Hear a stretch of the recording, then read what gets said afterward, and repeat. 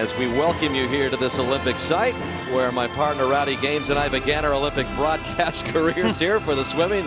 All sorts of great feelings we felt come flowing back here, Rowdy, as we come into this meet and begin with the first of 30 events, which over the course of 2 days of competition will decide the winner of this 5th duel in the pool, a competition that the United States has won the first 4 of, and we expect that this competition, Rowdy, will be a bit closer as we get set for the leadoff event, the women's 4x100 medley relay. And it is loaded, and you couldn't start with a better quartet as far as superstars go. So out come the Americans, and the lineup is formidable. Natalie Coughlin, Rebecca Soni, Dana Vollmer, and Missy Franklin. This is the same 4, Rowdy, which missed the world record by a mere 17/100ths of a second on their way to gold at the World Championships in Shanghai this summer. There is the Team Europe, and they are comprised of a couple of swimmers from Denmark, one from the Ukraine and one from the Netherlands. You've got Darina Zavinya of Ukraine to lead it off in the backstroke. Pedersen, Rika Moller-Pedersen will swim the breaststroke, and then it's Janetta Ottesen of Denmark, and then Marlene Veldhuis of the Netherlands, the veteran, to swim the anchor leg. So clearly this first event is favored. The favorites would be the American quartet, Rowdy, correct? There's no question about that, Dan, and I cannot overstate how important this first relay is for both teams. We'll get into scoring a lot more later on, but the bottom line is the winner gets 7 points. The loser gets 0. So this is a huge momentum builder for either team that wins this relay. Yeah, winner take all, 7 points. You finish second, 0. As Natalie Coughlin goes out. Also, short course, just 25-meter pool, Rowdy. So each of the swimmers swimming 4 lengths of the 4-stroke discipline. So the halfway mark, you already made a couple of turns. Yeah, and you made the point about winning the world championship, just missing that world record in Shanghai. Remember, that's long course. We're in short course meters. We're going to talk about that a lot. There are 3 turns right here. Natalie Coughlin, I think they have a chance to break the world record here. It's 3:47.9, but the big leg is Natalie Coughlin. She's looking pretty good early on. Coughlin, the winner of the gold medal in the 100-meter backstroke, 2-time defending Olympic champion, getting the United States off to a good start. And it'll be Rebecca Soni in the pool right now, the best female breaststroker in the world, as Coughlin breaks her own American record with a 55.97 in that 100 backstroke split. And just missed the world record. The world record was 55.2, so that's a perfect leadoff for the American women. Remember, on the world record side, when they broke it a couple years ago, the leadoff leg was 57.4, so they're way under pace right now. No surprise that Soni is pulling away from Rika Moller-Pedersen of Denmark, who took the silver in the 100 breaststroke at Europeans' recent World Championships, which were just held.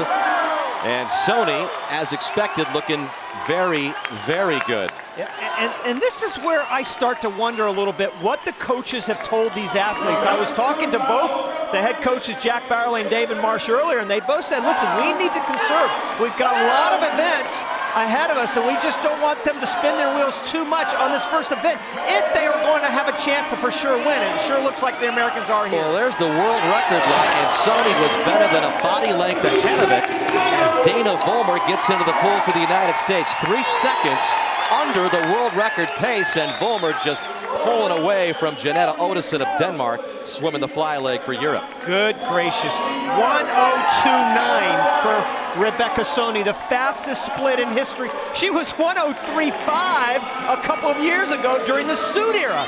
That is incredible. What will the coaches tell them now? I think they're saying, let's go for that world record. Let's talk about momentum here. You mentioned the suit era. They changed the rule back at the beginning of 2010, and there's just been less than a handful of world records even set when that rule was changed. So this would be a pretty good way to start off the 2011 duel in the pool if the Americans can stay ahead of it.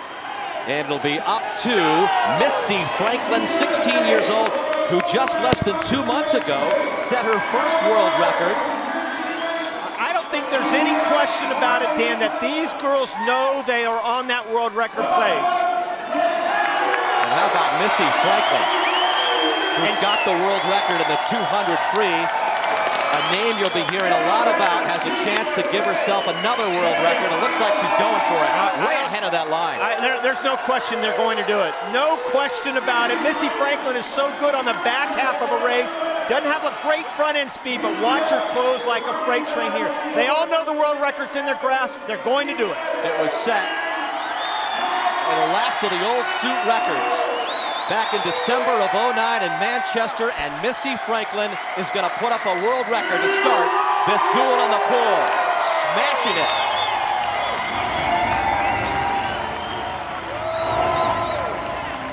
Europe way behind, so the first 7 points go to the United States in world record style. I know that a world record was certainly in the cards, but that was an impressive time, Rowdy. It was so important to start that way. And once again, they could have let up a lot. Here's the first exchange. Natalie Coughlin to Rebecca Soni. Timing, that is critical on the takeoff. Takeoff to the finish. Let's take one more look at it. 90% of all false starts happen when the swimmer in the water, but Rebecca Soni, Natalie Coughlin, they've been doing it a long time, Dan. No way she was going to false start. That was a great start. This should be the same foursome that we see in London. Now, the order could change outside of Rebecca Soni, who's the great breaststroker, but there's Amanda Beard, the veteran, and some of the other teammates from the U.S. rooting this team on. World record. We started off in this duel in the pool, and the winning team is with Andrea Kramer. Thank you very much, Dan. What a way to begin this meet. How much of a goal was it to break the world record? Is this something the coaches talked to you guys about? We didn't openly talk about it, but I think all of us knew with the four of us that there was definitely a shot, and it's a good way to start off the meet. The next time the four of you are going to be together, swimming, arguably, this race is going to be in London. How does something like this, even though it's short course, how does it set you up even confidence-wise looking ahead to London? I think just being comfortable with going off of each other and feeding off the energy, and it was definitely an amazing way to start off the meet and just to build off that energy going into our next races. Rebecca Soni, what was it like for you, especially being so dominant in your event as it is? It was really exciting. It's always great to go off of Natalie's lead, and short course is a little funky, especially for us that don't swim meters very often. It was just fun, and I definitely approached it just as a race, and to break a world record, it was really fun. And then there's the rookie amongst all this, Missy Franklin. What was it like for you? What do you take from swimming with veterans like this in a race of this caliber? It is absolutely amazing. This is definitely my favorite relay of all time. These girls are incredible, and it's such an honor to swim with them, and it's so much fun every single time, and I can't wait to be on it with them again, hopefully. Thanks very much, ladies. Great to see you. Thanks. Dan, back to you.